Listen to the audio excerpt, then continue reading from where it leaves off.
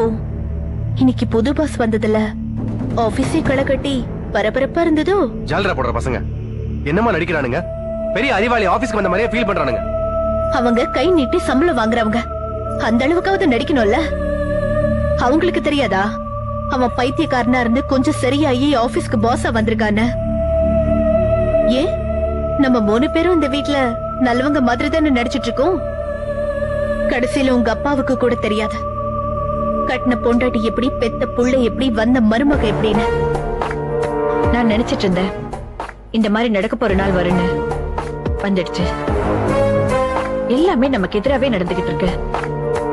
இதை இப்படியே விட்டுட்டோம்னா வாழ்க்கை முழுக்க இப்படியே வேலைக்காரங்க மாதிரி இருக்க வேண்டியதான். எல்லாத்துக்கும் காரணம் அந்த ரேவதி. ஏதாவது ஒண்ணு செய்யணும். என்ன செய்யலாம் தெரியல. நீ எங்களை விட புத்திசாலின்னு தானே திரும்ப இந்த வீட்டுக்கு வரணும்னு கூட்டிட்டு வந்தோம். நீயே சொல்லு.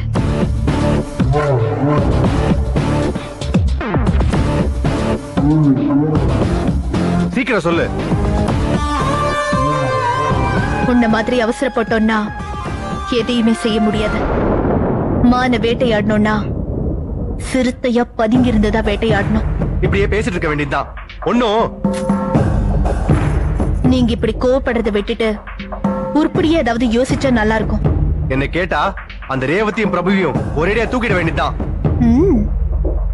பேசுறதெல்லாம் நல்லா வீரமா தான் பேசுறீங்க. ஆனா அதை செய்யறதுன்னு அவ்வளவு சுலபமா? கொல்றதெல்லாம் ஒரு மேட்டரா? சாப்பாடுல விஷம் வச்சு கொல்லுவோம், இல்ல ஆள் வச்சு தூக்கிடுவோம். உங்க யோசனைப்படி போனோம்னா அபிராமியோட சொத்து இல்ல, பிரபுவோட பர்ஸ் கூட அடிக்க முடியாது. ஏய், என்ன கிண்டல் பண்றியா? உங்க சண்டையை நிறுத்துங்க. ஏதாவது உருப்படியா பேசுங்க.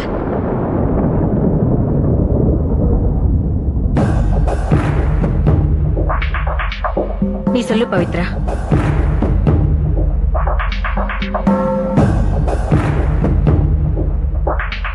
நல்ல யோசனை வந்திருக்கு. ஆனா இதை தெளிவா செயல்படுத்தணும். சொதப்பிடக்கூடாது. உங்க பையனுக்கு சொல்லுங்க. என்ன நீ சொல்லிப்போ.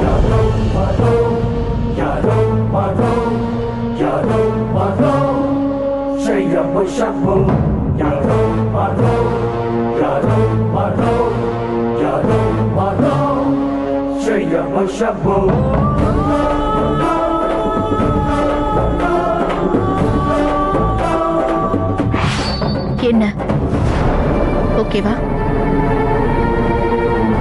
பிரமாதம் பவித்ரா.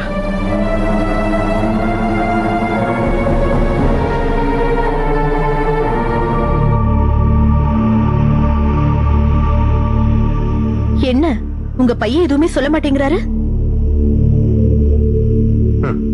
நல்ல ஐடியா. இதை எப்படியாவது ஒர்க் அவுட் பண்ணுவோம்.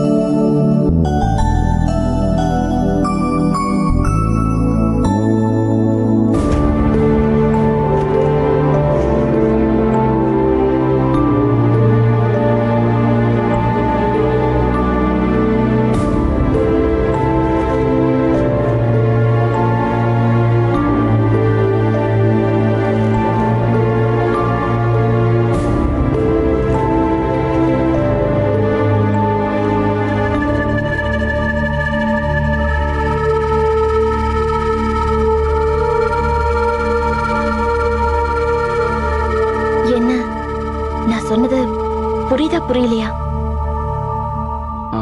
புரியுது, ஆனா ரொம்ப ரெஸ்ட்லெஸ்ஸா இருக்கு. சரி, அப்ப கொஞ்சம் ரிலாக்ஸ் பண்ணுங்க, அப்புறம் வேலையை பார்க்கலாம். வெளியே எங்கேயாவது போவோமா? ஆபீஸ் நேரத்துலயா? வேலை பார்க்கணும்ல. தலை வலிக்குது, சும்மா அப்படியே வெளியே போயிட்டு வரலாம். சரி, எங்க போலாம்? Choice is yours. நீங்க தானே வெளியில போகணும்னு சொன்னீங்க. 2 பேரும் சேர்ந்து தானே போறோம். சினிமா ஏற்கனவே தலை வலிக்குது. சும்மா ரிலாக்ஸ் பண்ணதான் வெளியே போலான்னு சொல்றேன். நாம 2 பேரும் கொஞ்ச நேரம் ஏதாவது பேசுறதுக்கான இடம் சொல்லு. பார்க். பார்க்லயும் கூட்டமா இருக்கும். அப்ப வீட்டுக்கு போலாம், அங்க அமைதியா இருக்கும். பிறந்ததுல இருந்து நேத்து வரைக்கும் வீட்டுல தானே இருந்தேன். வேற ஏதாவது சொல்லு. வேற எங்க போறது? Coffee shop. குட். ஓகே. என் வாழ்க்கையிலேயே பெரிய திருப்பு முனை இந்த காஃபி ஷாப் தான். எப்படி? நான் கார்த்திகோட போன்ல பேசும்போது நான் யாருன்னு இவருக்கு தெரியாது, இவர் யாருன்னு எனக்கு தெரியாது இல்லையா? அப்போ இவரை டெஸ்ட் பண்றதுக்கு எனக்கு பதிலா கஸ்தூரி அனுப்புனேன். அப்படியா? சூப்பர். அப்ப உங்களுக்கு எப்படி பிரதர் இருந்துச்சு? அதை ஏன் கேக்குறீங்க? அதிர்ச்சியில பேச்சே வரல, பேசாம போயிட்டேன். ஒருவேளை உங்களை லவ் பண்ணது ஜோதியா இல்லாம கஸ்தூரியா இருந்தா என்ன பண்ணிருப்பீங்க? என்ன பண்ண முடியும்? சதி லீலாவதி தான். அப்போ கல்யாணம் பண்ணிட்டு இன்னொரு பொண்ணுக்கு ரூட் விடுவியா? வேற என்ன பண்றது? ஏய், அங்க என்ன பார்வை? சும்மா என் தங்கச்சி. டேய், இந்த தங்கச்சின்னு சொல்றவன நம்பவே கூடாதுடா. ஹே, என்ன பப்ளிக்கா வாட போடலாம் பேசுற? ஆமாண்டா, வேற எப்படிடா பேசுறது? கட்டிக்க போறோண்டி, மரியாதையா பேசு, கொன்றுவேன். ஏய், யாருப்பா நீ? கலாட்டா பண்றியா? எனக்கு நிச்சயம் ஆயிடுச்சு இவரோட.